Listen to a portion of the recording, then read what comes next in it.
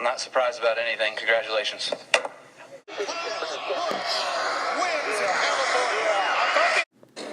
Everything's great. So as you saw in those first three pictures, those were Kyle Busch's first 3 of his 6 wins, or whatever, this year. And that was a three-peat. He won Texas, which was his first one of the year. Then he went on to win Bristol with a late pass. Then he went on to win Richmond. So 3 straight wins. Woo! Kyle Busch. As I said, this is a new series I'll be doing for all the players, or not the players, the drivers that are locked into the playoffs. And this will be an interesting thing. If your driver's in here, leave a like, leave a comment, tell me how you feel. If you don't like the driver, tell me why you don't think they'll win the championship, or why you do think they'll win the championship, depending, even if you don't like him. But today is the most hated driver, so that's why I'm saying, even if you don't like him and you think he's going to win, put that in the comments. So yeah, Kyle Busch, not really liked, let's be honest. He's one of the big 3, another favorite for the championship, but man, he's gotten different types of wins this year. So he's got Texas, which is a playoff race, Bristol, Richmond, which is a playoff race, Chicago, and Charlotte, which are 1.5 miles, and then Pocono. So I will obviously talk about these wins, talk about some numbers, how he's been doing this season, and yeah. So he is the points leader. The points leader, that's pretty good. That's 15 playoff points. He's in that battle with Kevin Harvick for the regular season title. You get a nice little trophy with all the track names. And then you get 15 playoff points. So it's a big deal. 15 playoff points versus 10 playoff points. That's an extra 5 playoff points for these drivers. They need those points. So he has 5 stage wins this year along with 6 wins. So grand total, 35 playoff points. So if he wins that regular season title, he's got 50 playoff points, and he'd be tied with Harvick for most playoff points. He has 1,089 laps led this season. That's a lot of laps. It's 100 less than Harvick, I think. Whatever his number was, it was like 1,100 and something. So second most laps led this season, second most playoff points, second most wins, third most stage wins. Truex is second with the most stage wins. Harvick has 12, Truex 7, and Kyle Busch has 5. So he has a few stage wins. He's got more race wins than he's got stage wins. So they obviously care about the race wins, the 5 playoff points. They want that. They want the big money.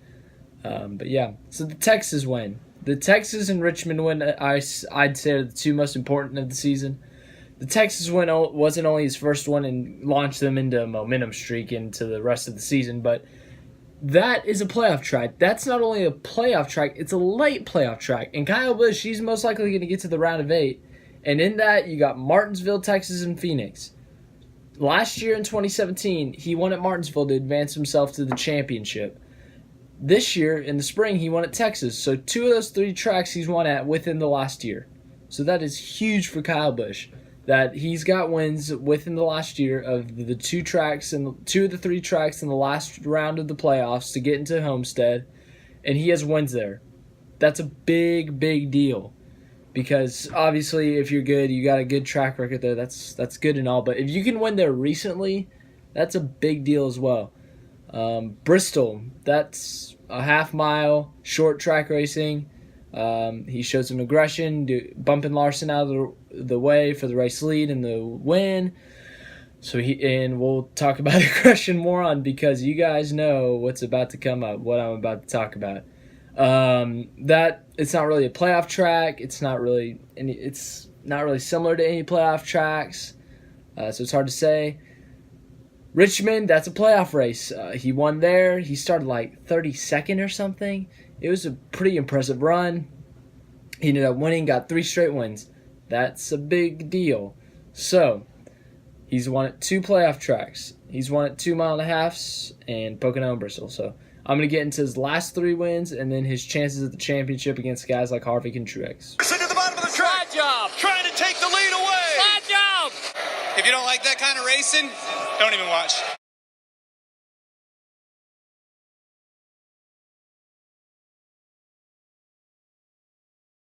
Charlotte. It's a playoff race, but now it's a road course. It's a roval. So it's not the same track. It's the first time we'll ever be going there, but I would say Kyle Busch is a favorite considering he has won at road courses before and he's run well there at road courses. Not the roval, but Watkins Glen, Sonoma, you know. So I would say, yeah, he's a favorite there, obviously. But Charlotte, he dominated that race, 372 of the 400 laps led. That's a lot of laps. So, mile and a half, Las Vegas, Texas, Kansas. Am I missing any? I don't know. Homestead. How could I forget Homestead? There, I might be missing another one, but if those are the mile and a halves, and mile and a halves are a big deal. If you could win there, run well there, you're likely to advance. And then Chicago, that win. They did not have the best car. They struggled at parts of the races, and they got up to the front. They were leading. Kyle Larson was chasing him down, and we all know the story from there. Dale Jr., his first race, broadcasting, slide job! Oh, man, contact! You know, that whole thing where he was screaming. But Dale, good job. 10 out of 10. But that was an impressive win just because Kyle Busch is showing how aggressive he can be and how much he is willing to win a race. That when he gets put into the wall, he realizes, all right, everything's off. I can dump you in 3 and 4 and go for the win. So he did that. He dove into the corner. He bumped Larson, and Larson went spinning down the track. And there went Kyle Busch on to the win. So, aggression. You need aggression for wins. And as I said in the Harvick video, which you'll see in the little upper thingy later or in my videos if you've already seen it, aggression and these wins are a big deal. Because if you win, it's not like the playoff points start counting up. If you win, you still get these playoff points. So they are a big deal. Playoff points are the reason you advance. They're supposed to separate guys who have 0 wins and like 3 top 10s from the guys who have 6 wins, 5 wins, from doing better than them. Like what happened in 2014 when Ryan Newman made it into the championship 4 over Gordon and Keselowski, who had, 10 wins combined that season, versus Newman, who hadn't even won a race. I mean, that's a big deal, but I'm not going to get into that. But it's hard to say. So, I mean, this playoff system, if you get playoff points, if you win races, win stages, you get more points. The more points you get, the closer or the easier it is to get to Homestead. So if Kyle Busch keeps on winning, he keeps on racking up these playoff points, he could get to the championship 4, and he's won at Homestead before. So that's a big deal. So, but as I said, if we go down the list of the playoff tracks, he's won at every track. He has won at every track in the circuit. So we could put down every single track in the playoffs as he's won everywhere. Do we count the Roval? Tell me in the comments. Does he have to win at the Roval? Is that a new track, or is it just an old track with a new swing? What do we want to call the Roval? But Las Vegas, he's won. Richmond, he's won. Roval, we just talked about that.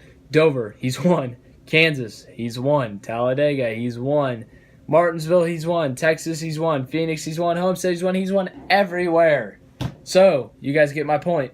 The fact that Kyle Busch has won everywhere is a reason that he's going to win the championship. Kyle Busch has won everywhere. That means each and every week he's a favorite. That he could go to any one of these tracks and win. Add up those playoff points, and then when he gets to Homestead, he could win there too.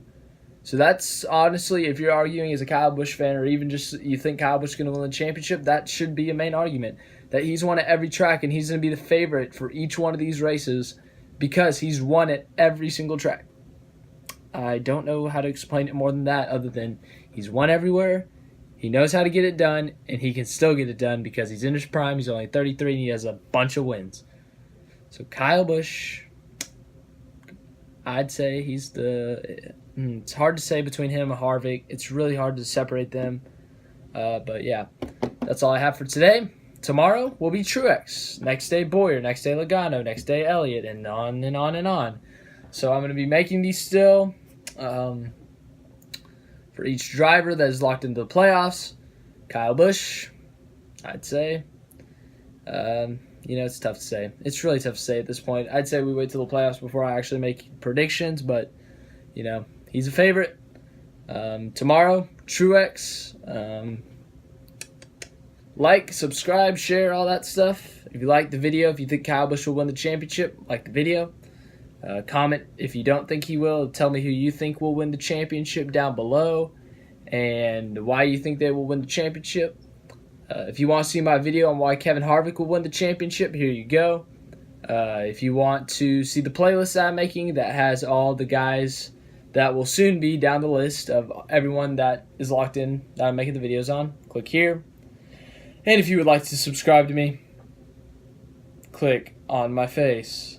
Click on my face. Click on my face. Thank you for watching.